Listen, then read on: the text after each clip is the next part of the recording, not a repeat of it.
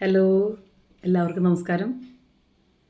നമ്മൾ എപ്പോഴും കേൾക്കുന്ന രണ്ട് വാക്കുകളാണ് പേഴ്സണാലിറ്റി, ബിഹേവിയർ അഥവാ ക്യാരക്ടർ എന്നൊക്കെ. എന്താണ് ഈ പേഴ്സണാലിറ്റി അഥവാ വ്യക്തിത്വം? അതുപോലെ തന്നെ ബിഹേവിയർ അഥവാ സ്വഭാവം. നമ്മൾ കേൾക്കുമ്പോഴത്തേന് ആണ് വിചാരിക്കുന്നത്, ഇത് രണ്ടും രണ്ട് വാക്കുകളാണല്ലേ എന്ന്.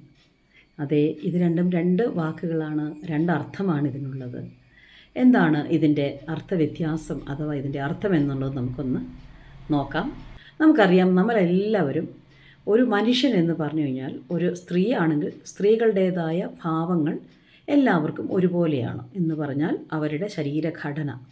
ഒരു സ്ത്രീ എന്ന് പറഞ്ഞും അത് എല്ലാവർക്കും ഒരുപോലെയാണ്. ഒരു പുരുഷൻ എന്ന് പറയുമ്പോൾ അവർക്കും എല്ലാം ഒരുപോലെയാണ്. അത് നമ്മുടെ ലോകത്തിലുള്ള എല്ലാ ജീവജാലങ്ങൾക്കും അങ്ങനെയാണ്. അവരുടെ ശരീരഘടന ഒരുപോലെയായിരിക്കും.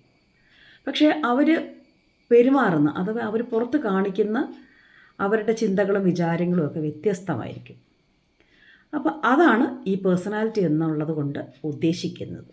എന്ന് പറഞ്ഞാൽ ഒരു വ്യക്തിയുടെ ചിന്തകളോ വിചാരങ്ങളോ അല്ലെങ്കിൽ അയാളുടെ ഒരു പെരുമാറ്റം, അയാൾ സമൂഹത്തിൽ കാണിക്കുന്നത് അയാളുടെ ഒരു എക്സ്പ്രഷൻ ഓഫ് ദ സെൽഫ്, ഇതിനെയാണ് പേഴ്സണാലിറ്റി അഥവാ വ്യക്തിത്വം എന്ന് പറയുന്നത്. ഇനി ബിഹേവിയർ അഥവാ സ്വഭാവം എന്താണ്?